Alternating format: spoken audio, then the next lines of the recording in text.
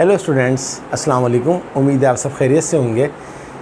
हमने second year mathematics के last lecture में एक्सरसाइज 7.1 के तकरीबन सारे ही क्वेश्चन कर लिए थे और मैंने आपसे कहा था कि मैं एक लास्ट लेक्चर और भी देना चाहता हूं जिसमें कुछ अलग तरीके के क्वेश्चंस हैं। 2-3 सवाल ही रह गए हैं एक्सरसाइज 7.1 के, जिसमें से एक क्वेश्चन था क्वेश्चन नंबर 8 जो मैंने आपको नहीं करवाया था, आज मैं आपको करवा रहा हूँ।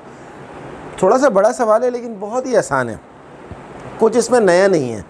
क्वेश्चन देखें, show that the 4 points 3, 4, -1, -4, -1, 2, 3, -6 are concyclic and find the equation of the circle on which they lie। हमें ये साबित करना है कि ये चारों पॉइंट कॉन्साइक्लिक हैं। कॉन्साइक्लिक का मतलब है कि चारों एक ही सर्किल के ऊपर हैं। तो अगर चारों एक ही सर्किल के ऊपर हैं तो अगर मैं इन 3 पॉइंट की मदद से सर्किल की इक्वेशन निकालूं, जो कि आपको बहुत अच्छी आती है, या मैं कोई से भी 3 पॉइंट लूं और मैं उनसे सर्किल की इक्वेशन निकालूं और वो इक्वेशन सेम आ जाए, तो इसका मतलब है कि ये चारों पॉइंट कॉन्साइक्लिक हैं। और मज़ीद प्रूफ देखने के लिए, मज़ीद समझने के लिए देखें यहाँ पर हमने क्या किया। तो इसका जो सलूशन है वो ये है कि late the equation of a circle, जिस सर्किल की इक्वेशन हमें निकालनी है और जिस सर्किल के ऊपर ये चारों पॉइंट्स लाई कर रहे हैं, तो हम उस सर्किल की इक्वेशन को जनरल इक्वेशन ऑफ सर्किल कह देते हैं। x² + y² + 2gx + 2fy + c = 0। इसका नाम हमने रख दिया इक्वेशन A। अब हम सपोज करते हैं कि इस सर्किल में से हम 3 पॉइंट ले लेते हैं। Let this circle passes through the points, इसका नाम हमने रख दिया A 3, 4। दूसरा पॉइंट हमने ले लिया B -1, -4। तीसरा पॉइंट हमने ले लिया -1, 2, इसका नाम हमने रख दिया C। चौथा पॉइंट हमने छोड़ दिया, इसके बाद लेंगे। सबसे पहले हमने ये 3 पॉइंट ले लिए। अब इन तीनों पॉइंट्स को 1 बाय 1 हम सेटिस्फाई करवाएंगे। Satisfy A 3, 4।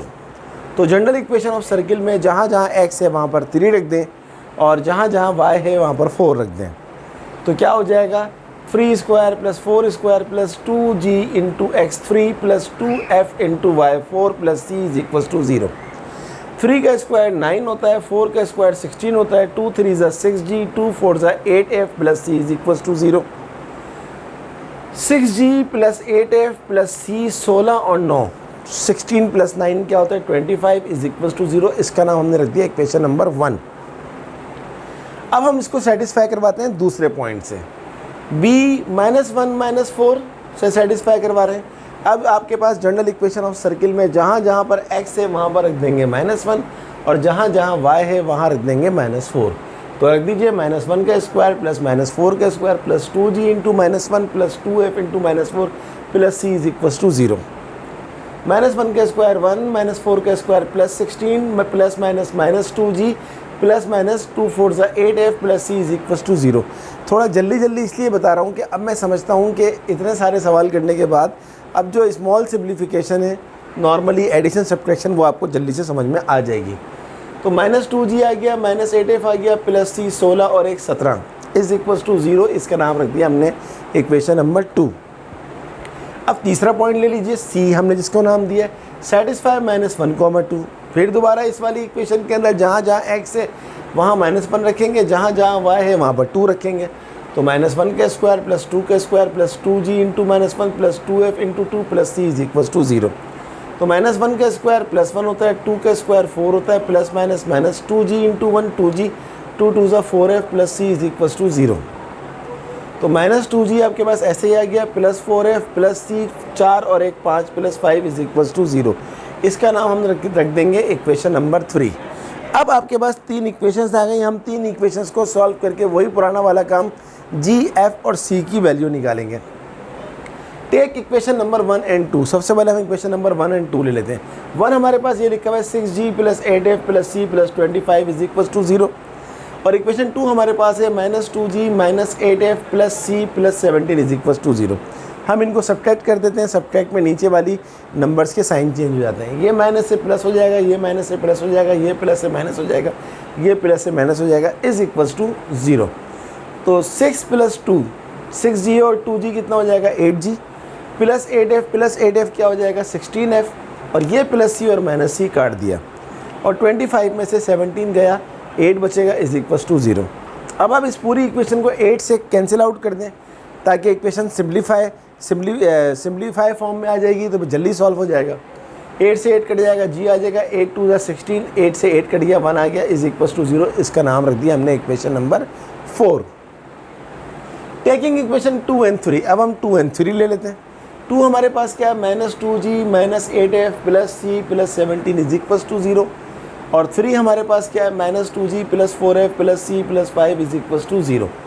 फिर हम इनकी साइन चेंज कर देंगे, ये हम माइनस था प्लस हो जाएगा, ये प्लस था माइनस, ये प्लस था माइनस, ये प्लस था माइनस। अब इसमें क्या हुआ कि ये 2g प्लस का है, 2g माइनस का, ये कट गया, -8f -4f हो गया -12, प्लस सी और माइनस सी भी कट गया, और 17 में से 5 गया +12 इज इक्वल टू 0।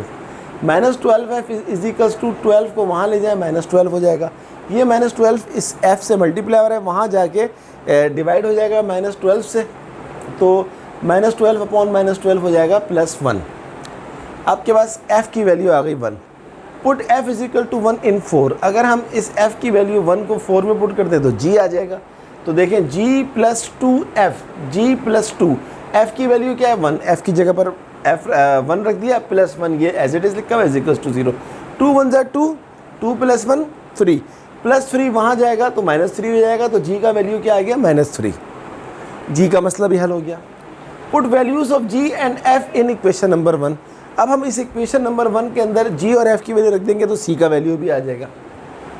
तो 6 मल्टीप्लाई बाय g कितना है -3, तो 6 × -3, plus 8 multiply by f, 8f कितना है 1, plus c as it is आ गया, प्लस 25 एज इट इज़ आ गया इज इक्वल टू 0। 6 × -3 कितना होता है, 6 3 = 18, 8 1 = 8, plus c plus 25 is equal to 0। अब आप देखें 18 -18 में से +8 गया, कितना बचेगा -10, और प्लस 25 में से -10 गया +15, प्लस 15 को वहाँ शिफ्ट कर देंगे -15। इतना अलजबरा तो आपको आता होगा कि डायरेक्ट वैल्यू निकाल देंगे। तो c का वैल्यू आपके पास आ गया जनाब -15। अब आप इस c की वैल्यू -15 को, इस g की वैल्यू -3 को, और इस f की वैल्यू 1 को जनरल इक्वेशन ऑफ सर्किल में रख दीजिए। तो क्या हो जाएगा, x² + y² + 2gx, g कितना है -3x, प्लस 2fy, f कितना है 1y, माइनस प्लस c कितना है -15, प्लस माइनस -15 हो जाएगा इज इक्वल टू 0। फाइनल क्या आ जाएगा, x² + y² plus minus -2 3 = 6x, plus 2 1 = 2y -15 is equal to 0। ये हमारी आ गई इक्वेशन ऑफ सर्किल। अब काम करना क्या था, हमें सिर्फ सर्किल की इक्वेशन नहीं निकालनी है, हमें ये भी प्रूफ करना है कि ये पॉइंट्स कौन साइक्लिक हैं। कैसे प्रूफ करेंगे, ये जो हमने इक्वेशन ऑफ सर्किल निकाली है इसको हम यहाँ लिखा हुआ रहने देते, बाकी सब कुछ मिटा देते। सब कुछ मिटाने का मतलब ये नहीं है कि ये रफ वर्क था, ये सब कुछ आपने शो करना है। मेरे पास जगह नहीं है तो मैं इसलिए रब कर रहा हूँ, आप लोगों को इसलिए बता देता हूँ कि ऐसा ना हो कि किसी गलत फहमी में मुब्तला होकर सारा फिर काम ख़राब हो जाए। अब देखिए, पहले मैंने लिए थे, ये हमारी वही इक्वेशन ए है। देखिए पहले मैंने पॉइंट लिए थे 3 4 और -1 -4 और सी लिया था मैंने -1 2। अब मैं -1 2 के बजाय ले लेता हूँ 3 6। बात समझने की कोशिश करिए। पहले हमने ये 3 पॉइंट लिए, 1 2 3, इनके ज़रिए सर्किल की ये इक्वेशन आई। अब मैंने क्या करा, 2 पॉइंट सेम रख के तीसरा पॉइंट चेंज कर दिया। आप यकीन करें यही इक्वेशन आएगी सर्किल की। या आप ये वाला चेंज नहीं करते, आप इसको हटा देते, इसकी जगह पर ये वाला ले आते। मतलब एक दफ़ा आपने कोई से 3 पॉइंट लिए और एक दफ़ा कोई से 3 पॉइंट लिए। तो अब हम क्या करेंगे, दोबारा सारा का सारा काम उसी तरह करेंगे। मैंने एक गलती कर दी कि मैंने इसको सेटिस्फाई करवाया था, उसको मिटा दिया। ए और बी मुझे मिटाना नहीं चाहिए था, लेकिन चले हम उसको दोबारा कर लेते हैं। तो सब कुछ वही हमने काम किया है, लेकिन अब जो तीसरा पॉइंट था उसको हटा के उसकी जगह पर चौथा पॉइंट लगा दिया। अगर ये पॉइंट कॉन्साइक्लिक है तो यही इक्वेशन ऑफ सर्किल आनी चाहिए। चलें स्टार्ट करते हैं। सेटिस्फाई करवा रहे हैं सबसे पहले A34 को। अब मैं थोड़ा सा डायरेक्ट कर देता हूँ क्योंकि आपको समझ में आ गया। 3 का स्क्वायर क्या हो जाएगा 16, y स्क्वायर 4 का स्क्वायर क्या हो जाएगा 3 का स्क्वायर क्या हो जाएगा 9, 4 का स्क्वायर क्या हो जाएगा 16, 2gx, x कितना है 3, ये हो जाएगा 6g, 2fy, y कितना है 4, ये हो जाएगा 8f, plus c is equals to 0। तो ये हमारा आ गया 6g plus 8f plus c plus 25 is equals to 0, equation number 1। ये वही इक्वेशन नंबर 1 है क्योंकि ये पॉइंट तो चेंज नहीं हुआ ना, पॉइंट तो खाली c वाला चेंज हुआ है। चलिए अब इसको सेटिस्फाई करवाते हैं दूसरे पॉइंट से, b -1, -4। तो क्या हो जाएगा x स्क्वायर -1 का स्क्वायर प्लस 1 प्लस y का स्क्वायर -4 का स्क्वायर प्लस 16 प्लस 2g क्या हो जाएगा हमारे पास, बल्कि डायरेक्ट पुट कर देते हैं 2gx, x कितना है -1, तो 2 इंटू -1 -2g आ जाएगा। आई होप कि आपको समझ में आ रहा होगा कि डायरेक्ट काम कर रहा हूँ ताकि जगह भी कम है और समझा चुका हूँ पहले, तो इसलिए कोई मसला नहीं होगा। प्लस 2fy, y कितना है -4, तो ये हो जाएगा -8f plus c is equals to 0, जगह बच गई। तो -2g -8f plus c plus 17 is equals to 0, ये आ गई इक्वेशन नंबर 2। ये प्रीवियस अभी जो काम करवाया था उसमें भी इक्वेशन नंबर 2 यही थी। अब हम लेंगे तीसरा वो पॉइंट लिया है। अब हमने पहले हमने लिया था तीसरा पॉइंट -1, 2, अब हमने ले लिया तीसरा पॉइंट 3 -6। सेटिस्फाई c, अब जो c है वो चेंज हो गया 3 -6। तो x स्क्वायर 3 का स्क्वायर 9, y स्क्वायर -6 का स्क्वायर कितना होता है 36 plus 2gx, 2 3 6g plus 2fy, 2 into -6 -12 f plus c is equals to 0। तो 6g -12 f plus c 36 and 9 कितना होता है 45 is equals to 0। This is your equation number 3। अब आपके पास 3 इक्वेशंस दोबारा आ गई, वही काम दोबारा करेंगे। Taking equation number 1 and 2। 1 हमारे पास क्या है 6g plus 8f plus c plus 25 is equals to 0।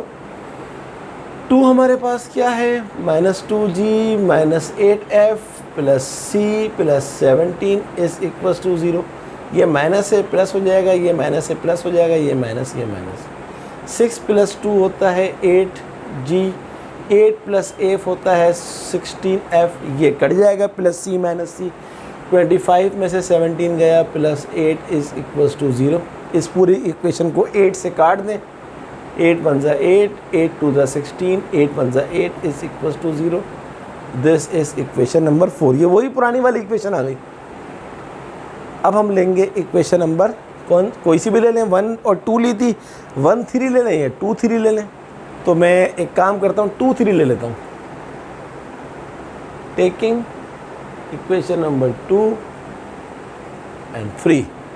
2 हमारे पास क्या है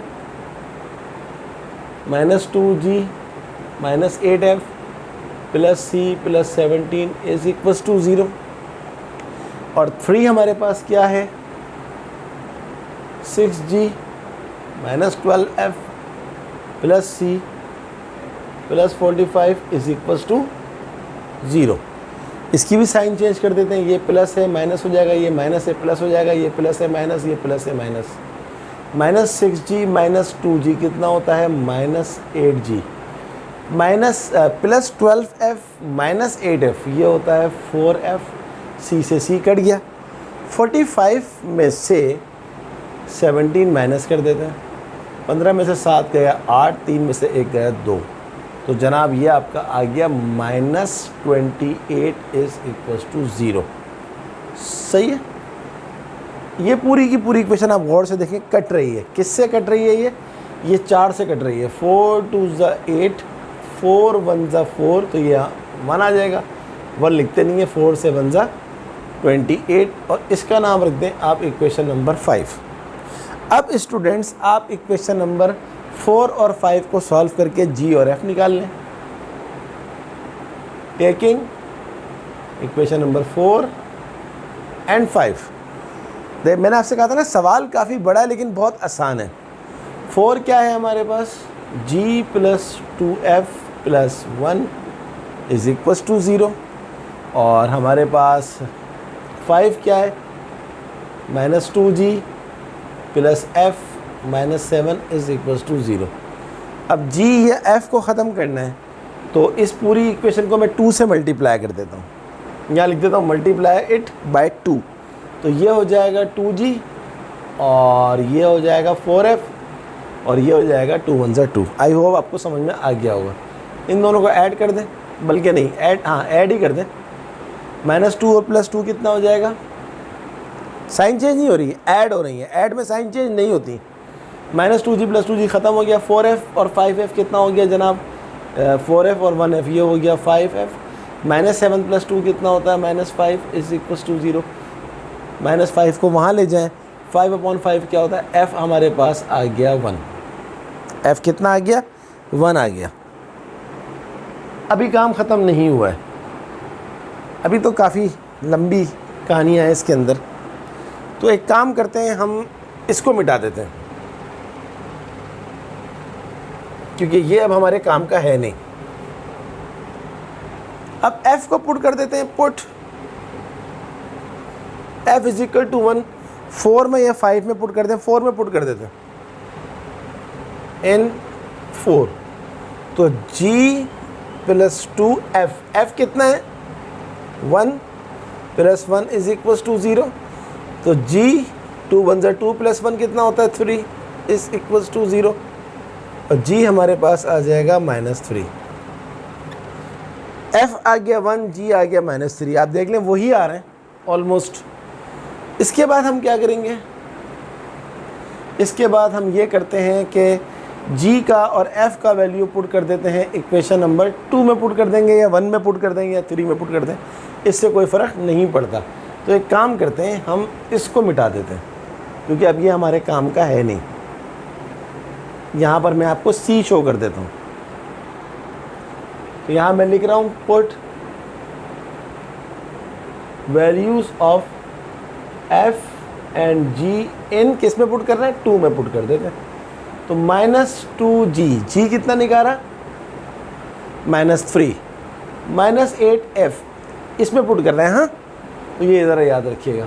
प्लस c प्लस 17 बराबर है 0, माइनस माइनस प्लस 2 3 ज़ा 6, -8 प्लस c, -8 8 1 ज़ा 8 plus c plus 17 is equals to 0। 17 और 6 23, 23 में से 8 गया, plus 15 plus c is equals to 0। c हमारे पास आ गया -15। अब g, f और c की वैल्यू पुट कर दें जनरल इक्वेशन ऑफ सर्किल के अंदर। x² plus y² plus 2gx, g कितना है आपके पास? g कितना है? -3, 2 3 ज़ा -6x, प्लस 2fy, f कितना है? 1, 2 1 ज़ा 2y, प्लस c कितना है? -15 इज इक्वल्स टू 0। पहले आपने लिए थे ये वाला और ये वाला पॉइंट। इक्वेशन ऑफ सर्किल क्या आई थी? x² plus y² minus 6x plus 2y -15 is equals to 0। फिर आपने लिए ये वाला और ये वाला पॉइंट, तब भी जनाब यही इक्वेशन आई है। अब आप अगर ये वाला और ये वाला पॉइंट लेते तब भी यही इक्वेशन आती। तो आपने बस 2 दफ़ा ले लिया, एक दफ़ा ये 2 पॉइंट लिए, 3 पॉइंट लिए, और एक दफ़ा 1 2 और ये वाला पॉइंट लिया। अब आप लिख सकते हैं हैंस आखिरी जो आंसर आएगा, this shows that 3, 4 -1, -4 -1, 2 3, -6 are concyclic proved. तो ये होते हैं कॉनसाइक्लिक कि आप 3 पॉइंट लें, उससे सर्किल की इक्वेशन निकालें, फिर अगले 3 पॉइंट लें, उससे सर्किल की इक्वेशन निकालें, और आपका इस तरह आंसर आ जाता है। I hope you understand. ये सवाल मैंने इसलिए नहीं करवाया था शुरू में कि काफ़ी लंबा सवाल था और मैं चाह रहा था पहले छोटे छोटे सवाल करवा दूँ। तो ये तो बहुत आसान सवाल है, आपने देखा। इसकी खूब प्रैक्टिस कीजिएगा, एग्ज़ाम में आ सकता है, इम्पॉर्टेंट क्वेश्चन है। और बड़े सवाल करके क्या होता है, ज़्यादा कॉन्सेप्ट क्लियर होते हैं। ये है फ़ायदा बड़े सवाल करने का। चलें, अब 1-2 सवाल और रह गए, वो भी करके बात ख़त्म कर देते हैं। सवाल नंबर मैंने अभी आपको करवाया था 8, मैंने आपको 9 भी नहीं करवाया था। देखते हैं 9 में क्या पूछा जा रहा है। 9,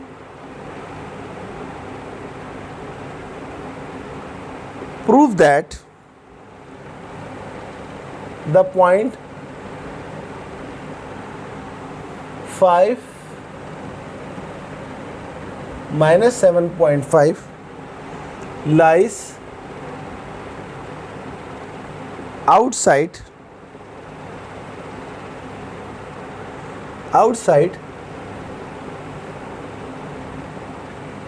the circle whose equation is x square plus y square minus 4x plus 2y is equals to 44। सबसे पहले तो आप सवाल को समझें कि आपसे वो क्या कह रहा है। वो ये कह रहा है कि ये एक सर्किल है जिसकी इक्वेशन आपको दी हुई है। कह रहा है साबित करो कि ये जो पॉइंट है 5, -7.5 ये सर्किल की बाउंड्री पे भी नहीं है, सर्किल के अंदर भी नहीं है, बल्कि सर्किल से बाहर है। बहुत आसानी से प्रूफ हो जाएगा। देखिए, सबसे पहले तो एक काम करें, x square plus y square minus 4x plus 2y, 44 को यहाँ शिफ्ट कर दें, यह आ गया। अब आप इसको जनरल इक्वेशन ऑफ सर्किल से कंपेयर करवाएं। x square plus y square plus 2gx plus 2fy plus c बराबर है 0। यहाँ पर x के साथ में क्या लिखा हुआ है 2g, वहाँ पर x के साथ में क्या लिखा हुआ है -4। तो g क्या आ जाएगा, 2 1 ज़ा 2, 2 2 ज़ा 4, g आपके पास आ गया -2। सिमिलरली यहाँ पर y के साथ में क्या लिखा हुआ है 2f, और यहाँ पर y के साथ में क्या लिखा हुआ है +2, 2 से 2 कट गया, f का वैल्यू आ गया 1। अब आप जानते हैं बहुत अच्छी तरह से कि सेंटर जो होता है सर्किल का, उसका फॉर्मूला क्या होता है, -g -f। -g, ये -2 है तो माइनस माइनस प्लस 2, और ये +1 है तो प्लस माइनस -1। ये आपके पास सर्किल का सेंटर आ गया। अब आप सर्किल का रेडियस भी निकाल सकते हैं। रेडियस का फॉर्मूला क्या होता है, g square plus f square minus c का रूट। तो r is equal to g square. g कितना है आपके पास -2, -2 का स्क्वायर प्लस f का स्क्वायर यानी कि 1 का स्क्वायर माइनस c कितना है, कांस्टेंट यहाँ पर कितना है -44। तो ये हो जाएगा minus minus plus 44 is sorry, इसके ऊपर स्क्वायर रूट आ जाएगा। -2 का स्क्वायर कितना होता है 4, 1 का स्क्वायर 1, 44, 44 प्लस 4 49, और 48 प्लस 1 49। तो ये हमारे पास 49 का रूट क्या होता है 7। तो रेडियस इस सर्किल का कितना आया 7। अब हम चलते हैं अपने सवाल की तरफ।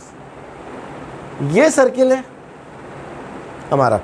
लेट सपोज इस सर्किल का सेंटर हमें मालूम है, क्या है इस सर्किल का सेंटर, सी नाम रख देते हैं, 2, -1।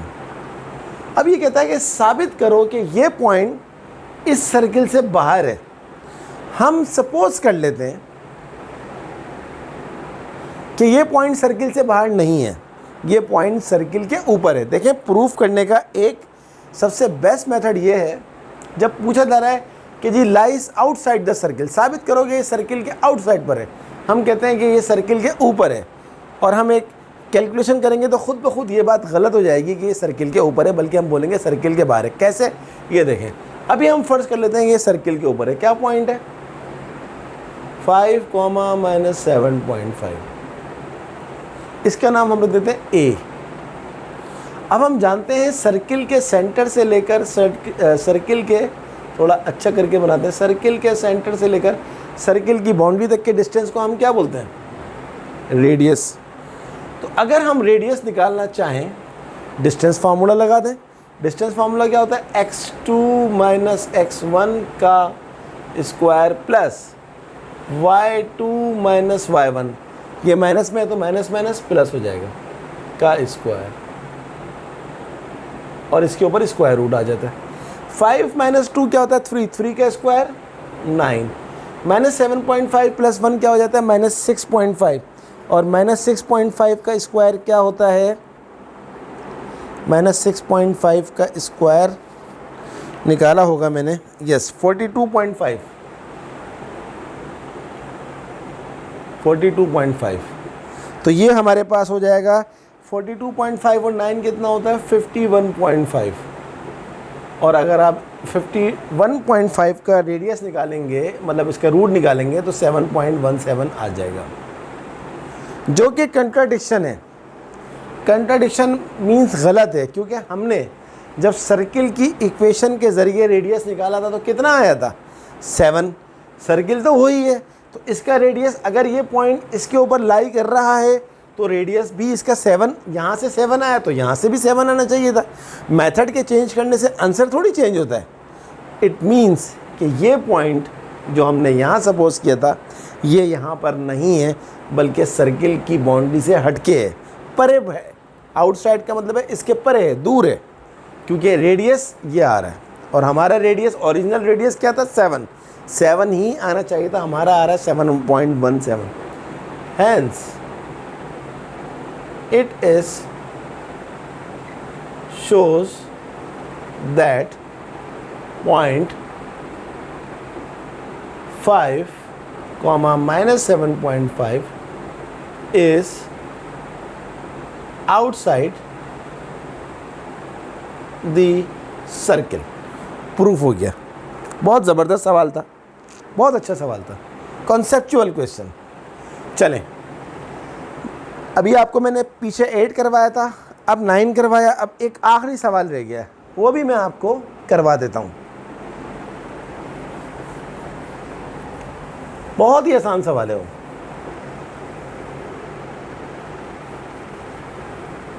आई होप कि आप इस चीज़ को बहुत एंजॉय कर रहे होंगे और आपको लग रहा होगा कि कितना आसान है मैथ। थोड़ी सी प्रैक्टिस अगर स्टूडेंट कर ले तो सवाल कितना आसान हो जाता है। एक आखिरी सवाल रह गया इस एक्सरसाइज का, question number 6। Prove that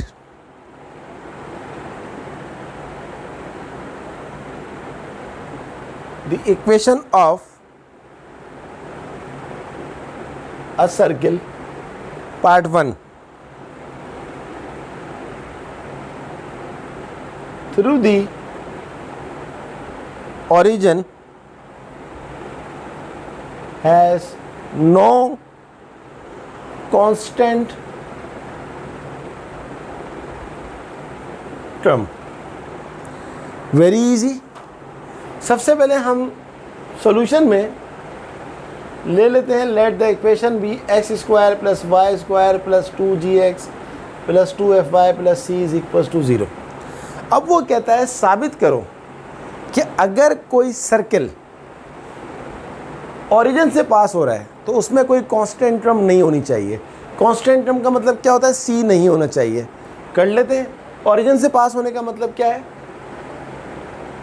it must satisfy origin माने 0 0। तो इस पूरी इक्वेशन में जहाँ जहाँ x है वहाँ 0, जहाँ जहाँ y है वहाँ 0। 0 का स्क्वायर ये हो जाएगा 0, ये भी 0, 2gx x की जगह पर 0 तो ये भी 0, 2fy y की जगह पर 0 तो ये भी 0। और यहाँ से हमारे पास c कितना आ रहा है? 0। और यही उसने मांगा था। कह रहा है साबित करो कि इक्वेशन ऑफ अ सर्किल में अगर ओरिजिन से पास हो रही है तो उसमें कांस्टेंट टर्म नहीं है। देख लीजिए आप, कांस्टेंट टर्म क्या आ गई? 0 आ गई। कितना आसान सवाल था, खुद जान के नहीं करवाए थे क्योंकि रिदम टूट जाता। मैं चाह रहा था वो सारे सवाल पहले करवा दूँ जिसमें find the equation of a circle आ रहा है। नेक्स्ट पार्ट देखते हैं। नेक्स्ट पार्ट में हमसे क्या मांगा जा रहा है? With centre on x axis has no term in y। कह रहे साबित करो कि अगर सर्किल का सेंटर x एक्सिस के ऊपर हो, अगर सर्किल का सेंटर x एक्सिस के ऊपर हो तो उस सर्किल के अंदर y की टर्म नहीं होगी। बिल्कुल सही बात है। हम जानते हैं कि x एक्सिस के जो कोऑर्डिनेट होते हैं वो होते हैं x, 0 क्योंकि x एक्सिस के ऊपर y की वैल्यू 0 होती है। अब अगर सेंटर x एक्सिस के ऊपर है तो इसका मतलब है -g -f, इसका मतलब है -g और f की वैल्यू 0 क्योंकि ये y एक्सिस की वैल्यू होती है, ये x एक्सिस की वैल्यू होती है। तो अब आपके पास इस इक्वेशन में जहाँ जहाँ पर f है, दिस इम्प्लाइज दैट f की वैल्यू क्या आ गई? 0। जहाँ जहाँ f है वहाँ 0 पुट कर दें तो ये हो जाएगा x² + y² + 2gx + 2fy। f 0 है तो पूरी की पूरी चीज़ 0 + c = 0, x² + y² + 2gx + c = 0। और यही बात उसने आपसे बोली थी कि अगर x एक्सिस में से पास हो तो उसमें y की कोई टर्म ना हो। ये तो y² है, y की कोई टर्म ना हो। यस, y की कोई टर्म नहीं है, हैंस प्रूव्ड। इस तरह के सवाल एग्जाम में नहीं आते, इतने आसान सवाल, लेकिन इससे कॉन्सेप्ट क्लियर हो जाते हैं। बस करना अच्छी बात है। पार्ट 3 देखते हैं।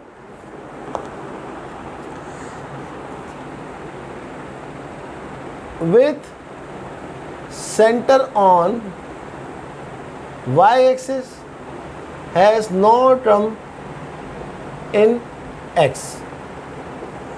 उल्टा काम करना है, बहुत आसान है।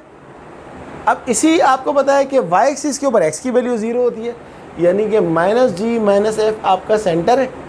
अब ये आपके पास 0 और -f हो गया। दिस इम्प्लाइज दैट g आपके पास 0 है। अब इसमें जहाँ जहाँ आपको g नज़र आ रहा है वहाँ 0 पुट कर दें। x² + y² + 2gx, g 0 है तो पूरी चीज़ 0 + 2fy सॉरी + c = 0। तो ये हो गया हमारे पास x² + y² + 2fy + c = 0। देख लें, अब आपको यहाँ पर कोई x की टर्म नज़र नहीं आ रही, x² की बात नहीं हो रही है, x नज़र नहीं आ रहा, तो हो गया proof. Last part of the question क्या है? लास्ट पार्ट, विथ सेंटर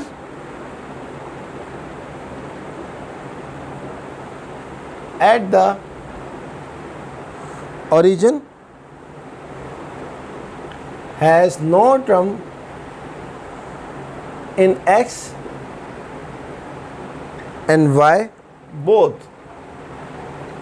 कहता है अगर सेंटर ही ओरिजिन बन जाए तो ना तो x की टर्म होगी ना y की टर्म होगी। बिल्कुल सही बात है, क्योंकि इसका मतलब सेंटर ओरिजिन का मतलब है कि -g -f आपके पास क्या आ गए?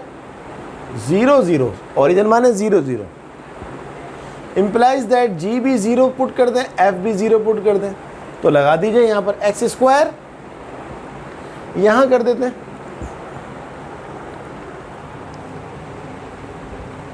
x² + y² + 2gx, g 0 + 2fy, ये भी 0 + c = 0। x² + y² + c = 0। अब आपको यहाँ पर कहीं पर x और y की टर्म 0 नज़र आ रही, वो x और y नज़र आ रहा है? नहीं नज़र आ रहा। एक्स स्क्वायर वाई स्क्वायर की बात नहीं हो रही है, x और y की बात हो रही है। तो x और y नज़र नहीं आ रहा, तो ये हमारा प्रूव्ड है। तो इस तरह आज हम कह सकते हैं कि हमारी एक्सरसाइज 7.1 100% कंप्लीट हो गई। अब इसमें कुछ भी नहीं बचा है, सब कुछ हो चुका है। अब आपका काम है, मेरा काम ख़त्म हो गया, अब आपका काम है ज़्यादा से ज़्यादा प्रैक्टिस करें, अपने आप को इस टॉपिक सर्किल की इक्वेशन के अंदर फुल स्ट्रॉन्ग बना दें। अगली एक्सरसाइज जो है वो 7.2 है और उसमें भी बहुत ज़्यादा कॉन्सेप्ट हैं, बहुत सारी चीज़ें हैं, हमें बहुत कुछ लर्न करना है, बहुत सारे सवाल हैं। इसमें तकरीबन 30 क्वेश्चंस हैं। तो हम देखेंगे कि हमने कौन कौन से क्वेश्चंस हमें करने चाहिए, कौन कौन से क्वेश्चन काम के हैं। बहुत सारे सवाल काम के हैं इसके अंदर और बहुत अच्छी प्रैक्टिस करनी पड़ेगी एक्सरसाइज 7.2 करने के लिए। तो आप मेरा साथ देंगे तो इंशाल्लाह ज़रूर ये एक्सरसाइज 7.1 जब ख़त्म हो गई तो 7.2 भी ख़त्म हो गई। हमने तो इस बुक का सबसे बड़ा चैप्टर ख़त्म कर लिया है जनाब, चैप्टर नंबर 6 इंटीग्रेशन का। तो फिर 7.2 क्या मायने रखती है, हो जाएगी वो भी। बट आप प्रैक्टिस करते रहें, कोई भी प्रॉब्लम हो तो कमेंट बॉक्स में मुझे ज़रूर बताइए।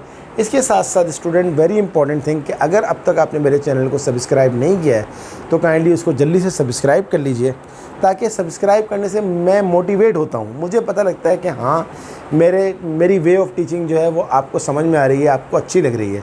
सब्सक्रिप्शन से मेरा हौसला बढ़ता है। बेल आइकन को ज़रूर प्रेस करिएगा कि जैसे ही आपके पास लेक्चर अपलोड हो आपको फ़ौरन मिल जाए।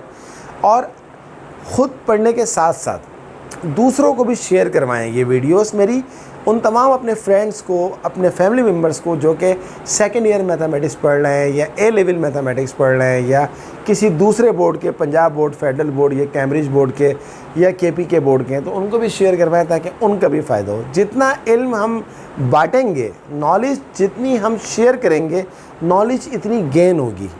तो I hope you understand today's class. अगली क्लास तक के लिए अल्लाह हाफ़िज़।